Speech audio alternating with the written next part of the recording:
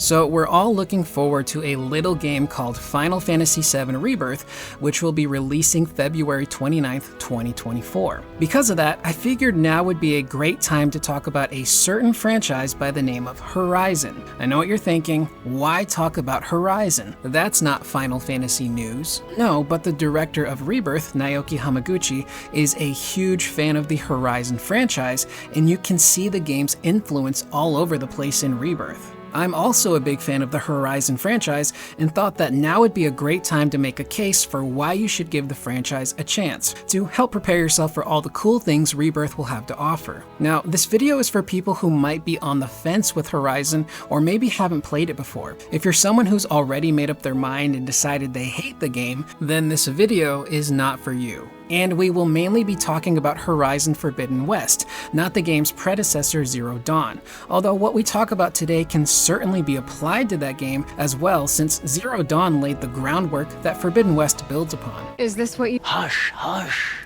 A shaman's secrets are not spoken aloud. Is this what you wanted me to find? So starting off first with world building and exploration, Horizon does a fantastic job of producing a diverse world that is incredibly fun to traverse and explore. Rocky mountain ranges, swampy bogs, lush grasslands, and snowy mountaintops all work together to make exploration a fun task that never gets repetitive. Coming across different tribes and enemies that reflect their respective environments also makes discovery a worthwhile effort. Speaking of discovery and exploration, running around the game's map, either on foot, by mount, or even by flying, was fun because something new was always around the corner. A new environment, an old friend from the previous game, a new village, or a cauldron to explore. Cauldrons are Horizon's version of a dungeon where you solve puzzles, encounter tough bosses, and even get new gear to use for your journey. Every time a question mark popped up on my map, I got excited and immediately ran or rode to that area to start exploring. There's even a variety of activities to do as well, from competing in melee pits to improve Aloy's combat proficiency, Mario Kart-esque mount races complete with power-ups, hunting grounds to face off against different machines, rebel camps to destroy, and even a mini-game called Machine Strike. Machine Strike is a lot like a cross between chess and other tactical board games. Now that I think about it, Rebirth's own minigame Queen's Blood shares some similarities to Machine Strike. This world feels alive, from its people to its wildlife and enemies. There's definitely plenty to do around here. To help explore her surroundings, Aloy uses a device called a focus. It essentially acts as an augmented reality device, allowing Aloy to find hidden things, scan enemies for weaknesses, transmit data, solve puzzles, and keep in contact with her party. Rebirth seems to have something kind of similar with the My device, although that seems to be strictly for scanning monsters. Either way, using the focus never got old and adds a new layer to the game's exploration. Plus, I really like the sound it makes when you activate it. It's super satisfying. Take her out now! Now, one thing we've seen on Rebirth are the dialogue trees. Adding these trees can really help the player feel involved in the conversation and storytelling. However, in Rebirth, the responses don't seem to be as deep as Horizon's. In Horizon, you hear Aloy respond based on the piece of dialogue you've chosen. It feels like an active conversation where you as the player are helping to move the story along and build bonds with the people you meet. I'm hoping Rebirth's trees eventually become that the further you get into the game. Speaking of bonds, I love the cast of characters in Horizon. Everyone feels like a genuine character and not some half-assed NPC who's just there to take up space. Aloy has special moments with her cast of heroes that range from deep conversations to side quests that build upon their respective relationships. I never felt obligated to do a side quest just to clear off my map. I genuinely wanted to learn more about these characters and see their bond with Aloy grow. The voice performances in this game are top-notch as well, with Ashley Birch portraying Aloy as a tough but nuanced character who also has tender moments and even moments of doubt. Come back when you can. I got big plans for this place.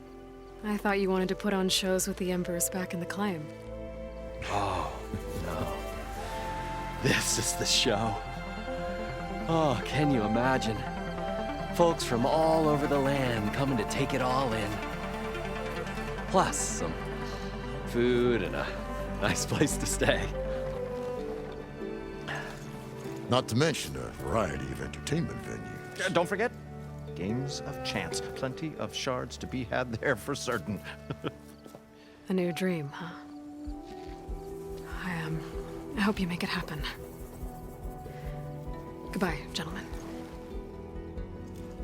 Last but not least, we'll talk about the game's combat, probably the most divisive thing about the franchise. Some people describe the combat as unfun Euro jank, but personally, I love it. Every encounter in this game is like a mini Monster Hunter fight. Aloy, of course, has her trusty arsenal of bows she can use that all have different types of arrows, from armor-piercing, explosive, and even elemental arrows ranging from fire and frost to acidic and shock.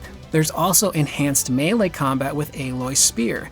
She can do a variety of attacks including pause combos and charged attacks that launch her into the air. There's also slingshots that can hold explosive and elemental bombs, as well as tripcasters that can set up electrified barriers to stop enemies. Plus there's rope casters to tie enemies to the ground to keep them from moving. There's plenty more Aloy can do in this, but this is just scratching the surface. Combat in this game is so much fun because of how differently you can approach each battle. Do you want to take a stealthy approach and set up traps to lure your enemies, or do you want to focus on knocking off the enemy's weapons for your own use? The possibilities are endless here.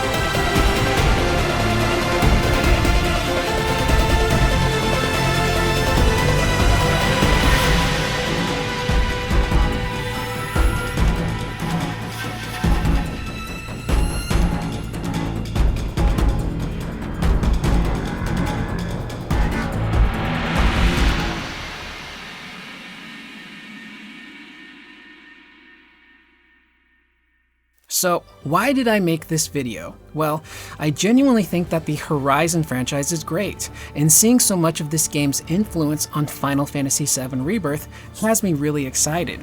So I think now more than ever is a great time to give Horizon a shot. Plus, it was recently announced that the game would be getting a Game of the Year style complete edition that comes with the base game and its Burning Shores DLC, which is fantastic. There was also the announcement that the game would be coming to PC early next year. And finally, there's a long-rumored remaster in the works for the first game, Horizon Zero Dawn. It's not exactly a remake, but something that will improve quality of life, gameplay, and graphics to bring it up to par with Forbidden West. Think of all of this as a juicy primer for Final Fantasy VII Rebirth. And if I'm not mistaken, the game is available for free on PlayStation Plus via their PlayStation Collection. And who knows, maybe you'll give the game a shot and decide it's not for you. Or maybe you'll find yourself enjoying the experience and wanting to keep exploring further. The choice is yours.